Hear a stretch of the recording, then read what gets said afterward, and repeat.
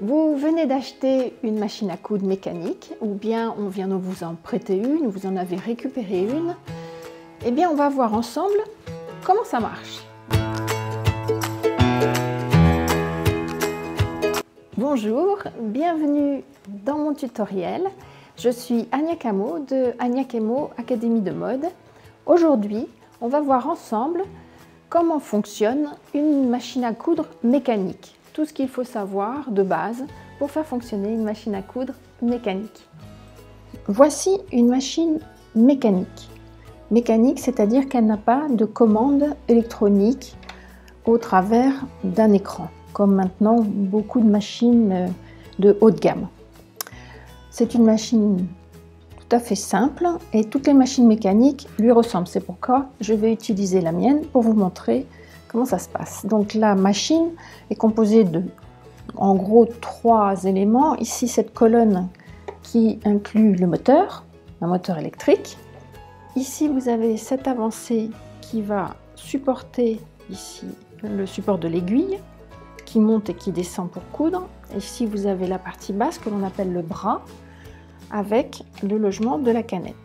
Parce qu'une machine à coudre, quelle qu'elle soit, fonctionne avec 2 fils, alors que pour la couture à la main, vous n'en utilisez qu'un à la fois. Vous allez avoir un fil qui vient par le dessus, au travers de l'aiguille, et qui va s'enchevêtrer avec le fil de la canette qui se trouve en dessous, dans le bras, pour faire votre point machine. Vous avez toujours besoin de 2 fils pour un point machine, quel qu'il soit. On va voir maintenant toutes les possibilités de cette machine. Et donc je vous répète, la plupart des machines se ressemblent. On va commencer par le haut. Donc en haut, vous avez là le support bobine. Alors quelquefois il est vertical comme ceci, quelquefois il est horizontal à l'intérieur, quelquefois il est ici sur le côté. La bobine se déroule, passe dans un système de prétenseur, puis fait un aller-retour ici, on verra ça au moment de l'enfilage, pour arriver ensuite ici et partir dans l'aiguille. Pourquoi? Parce qu'il faut que la tension de ce fil soit la même quand l'aiguille est en haut, l'aiguille est en bas et quand la bobine est en train de se dérouler ou pas. Donc tout ceci, c'est un système pour avoir une tension de fil la plus régulière possible. Ici, vous avez dans ce logement, là vous voyez un trou, il y a ici, on va mettre une canette. Canette, qu'est-ce que c'est? C'est simplement une petite bobine que l'on va remplir avant de la mettre dans son logement. Et ça sera le fil du dessous. Des réglages, il y en a quelques-uns. Vous avez sur le dessus de la machine en général la pression du pied, on y touche très peu, mais il faut y penser quand vous cousez des épaisseurs importantes.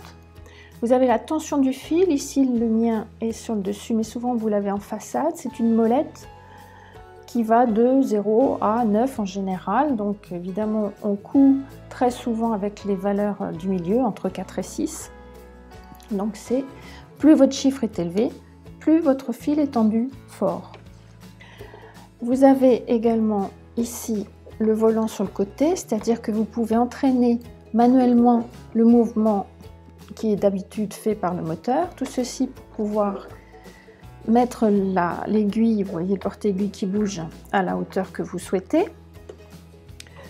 Ici, chez moi, c'est le sélecteur de tous ces points-ci qui sont déjà intégrés dans la machine.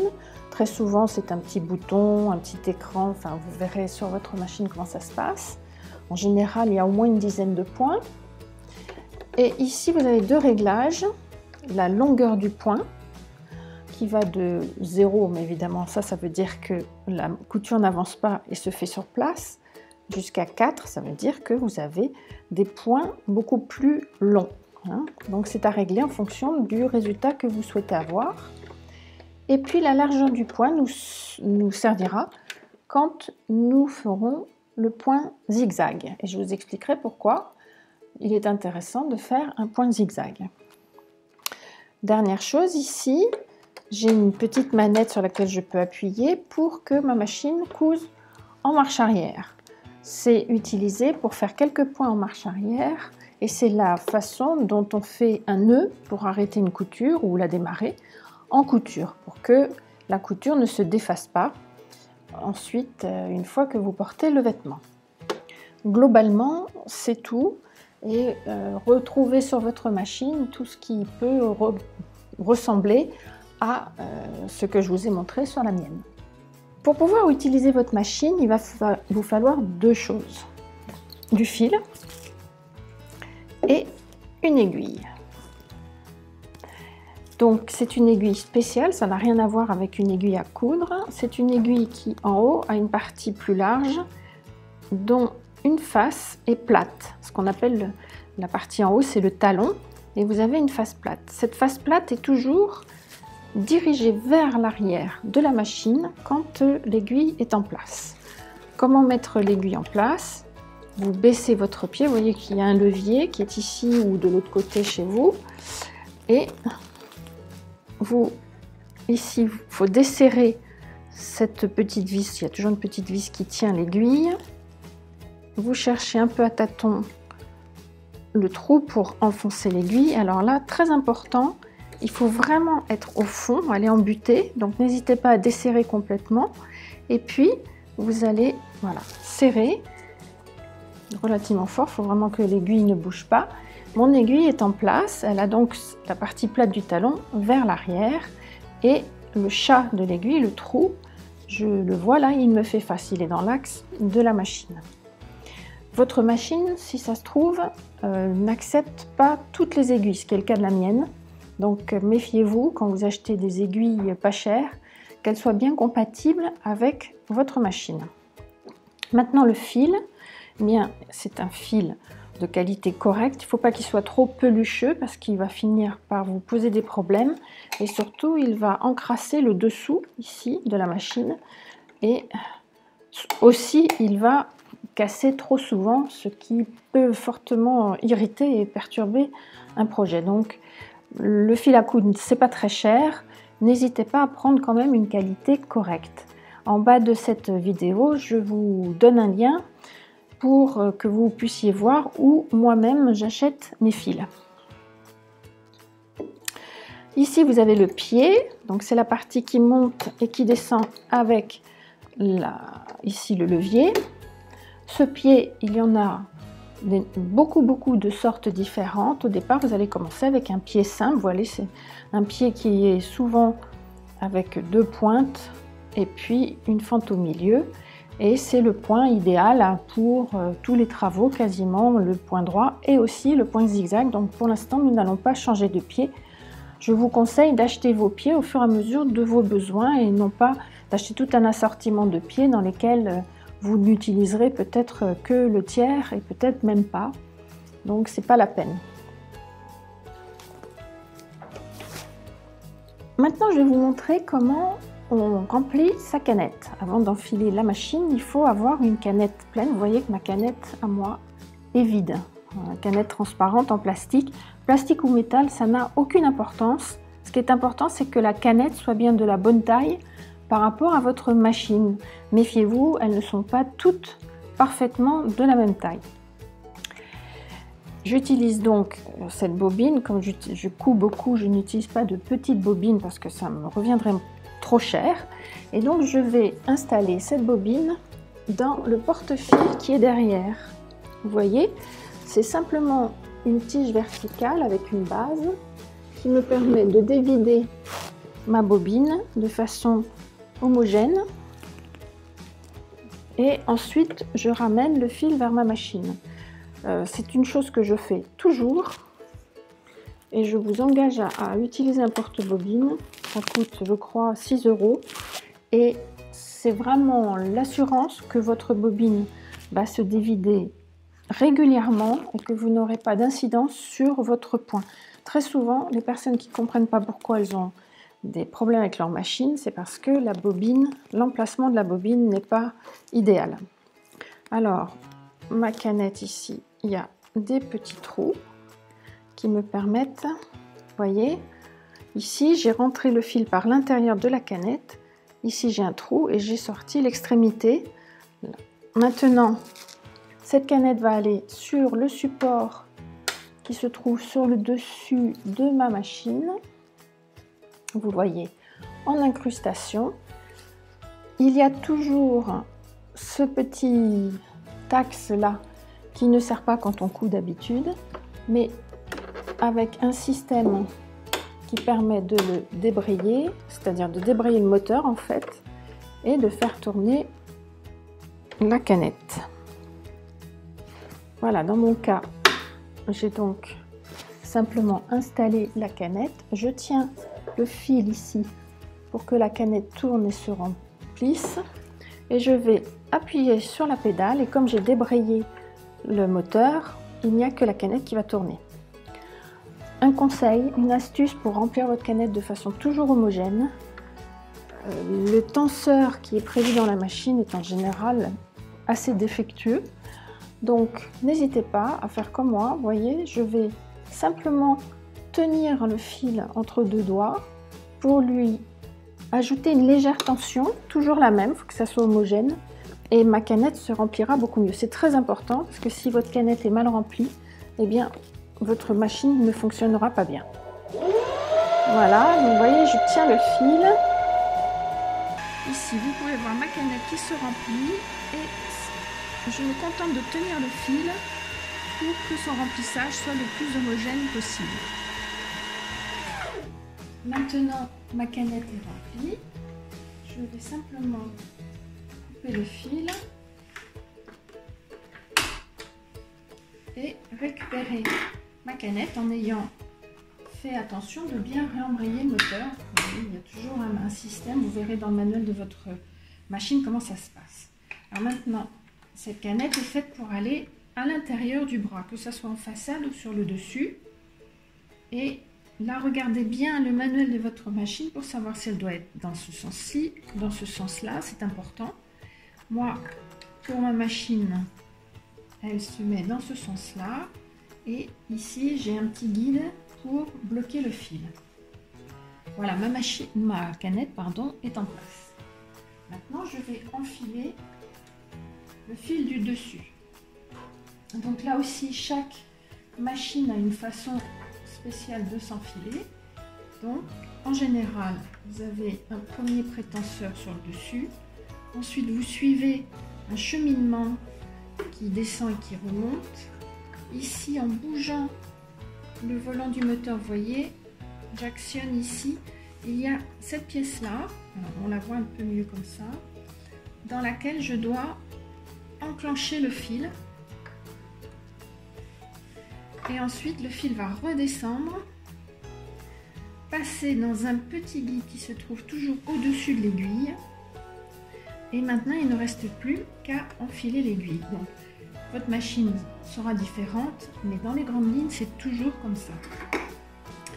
Pour enfiler votre aiguille facilement, je vous conseille de couper un peu l'extrémité du fil pour avoir une coupe bien nette.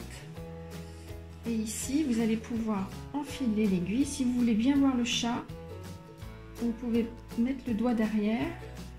Ça donnera plus de contraste. Et puis, vous voyez, l'attraper. Alors, il existe des enfileurs automatiques.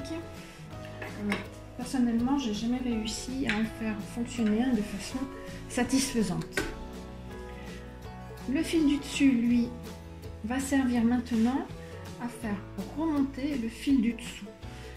Le résultat que vous voulez obtenir, c'est que les deux fils sortent en dessous du pied ici. Pour cela, je tiens le fil du dessus, je lui donne une légère tension.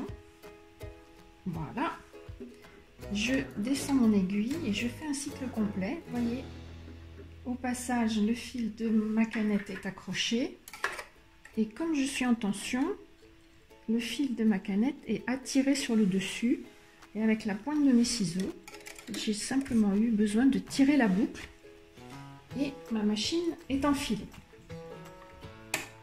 Je peux maintenant remettre le capot. Voilà ma machine en état de fonctionnement. Nous allons maintenant nous occuper de régler pour vous montrer comment se passe le point droit. Donc pour le point droit, il faut d'abord que votre machine soit paramétrée sur le point droit, qui est le point le plus couramment utilisé, de très loin, que vous ayez la largeur du point sur 0 et que vous ayez la longueur du point sur 2 ou 2,5 en général, ce sont les valeurs habituelles. Votre pédale doit être quelque part sous votre pied, la machine doit être allumée. Alors pour savoir si la machine est allumée, c'est facile. Quand elle est éteinte, la lumière s'éteint et là, elle est allumée. Nous allons donc pouvoir prendre un morceau de tissu et faire un test et voir comment on va régler cette machine. Pour faire nos essais de points, j'ai pris une simple bande de toile à patron avec du fil rouge, c'est pour que vous puissiez voir bien les contrastes. Et j'ai mis donc ma longueur de point sur 2,5, ma tension sur 4 qui est une valeur moyenne. Je baisse le pied. Il est toujours mieux de commencer sa couture l'aiguille en bas. Donc vous voyez que il suffit pour moi de tourner manuellement le volant. Tant que je n'appuie pas sur la pédale, je peux faire ce que je veux. Et puis, en appuyant sur la pédale, sans exagérer, je vais pouvoir faire mon point droit, ma couture.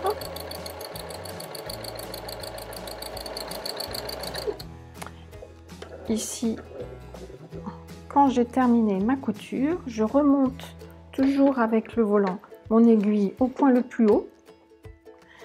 Je lève le pied et quand l'aiguille est au point le plus haut, il n'y a aucune résistance. Vous pouvez tirer, les deux fils vont venir avec.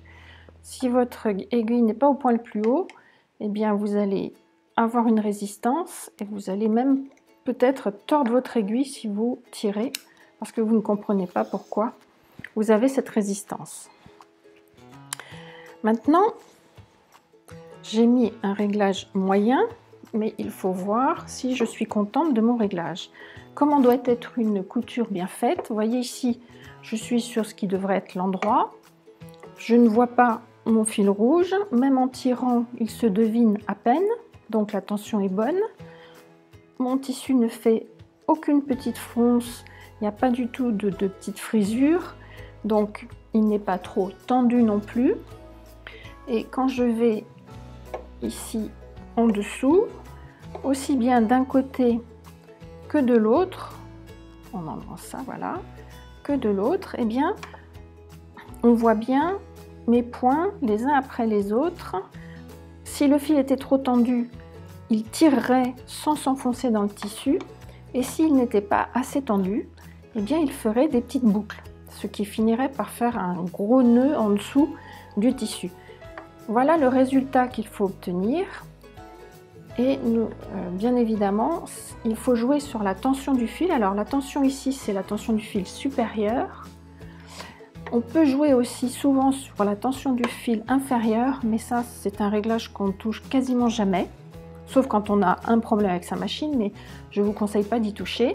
Donc vous allez jouer uniquement sur la tension du fil supérieur pour bien, descendre dans les numéros quand vous voyez que votre fil est trop tendu et ne pénètre pas dans le tissu, et remonter dans les numéros quand vous voyez que c'est lâche et qu'en dessous ça vous fait tout un tas de petites boucles.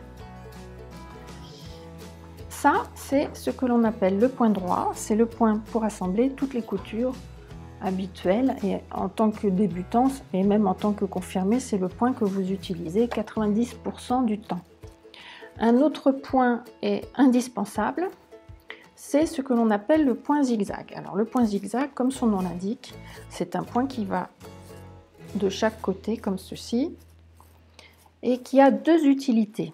La première utilité, c'est d'empêcher le bord du tissu de s'effilocher. Vous voyez ici que si j'ai des petits fils et si je continue à tirer, je vais arriver à tirer carrément des grands fils.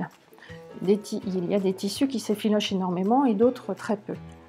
Donc, qu'est-ce qu'il faut faire dans ces cas-là? Eh bien, on fait ce point de zigzag qui va fixer les bords du tissu et empêcher qu'il ne s'effiloche. Et la deuxième application que nous verrons plus tard, c'est pour coudre les tissus élastiques.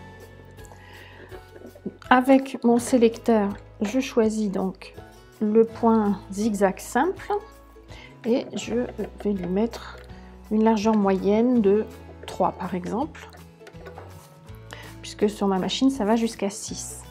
Donc quand je bouge ici, vous pouvez remarquer que ici latéralement mon aiguille bouge, parce qu'évidemment elle se place latéralement à l'endroit où elle va commencer à piquer. Donc si je couds, ici on va se mettre dans l'autre sens, voilà, si je couds ici un point zigzag sur le bord de mon tissu, donc comme toujours mes fils bien à plat, je commence aiguille en bas, je descends mon pied et ici vous allez voir que l'aiguille fait ce fameux zigzag. C'est pour ça qu'on a pu appeler ce point le point zigzag. Ça aussi c'est un point de base. Avec ces deux points là, vous allez pouvoir faire déjà plus de 90% des travaux. Alors maintenant pour le réglage, vous voyez ici que sur le bord de mon tissu c'est pas très joli. Manifestement on voit que le fil est trop tendu et que le tissu a été ramené sur lui-même, ce qui n'est pas souhaitable. Donc qu'est-ce que je vais faire? Je vais baisser la tension de mon fil et je vais recommencer pour voir si ma modification de réglage est suffisante. N'hésitez pas quand vous cousez à avoir toujours une chute de tissu sous la main pour pouvoir vérifier que votre réglage est bon. Donc je refais un petit essai. Voilà, je mets mon aiguille en haut, je lève le pied, ici je coupe, et vous voyez ici, entre cette portion-là où le tissu était fortement ramené sur lui-même, et celle-ci, c'est déjà mieux, mais c'est pas encore parfait, donc je vais encore descendre, et je reprends mon petit test. Je baisse le pied et je reprends mon test.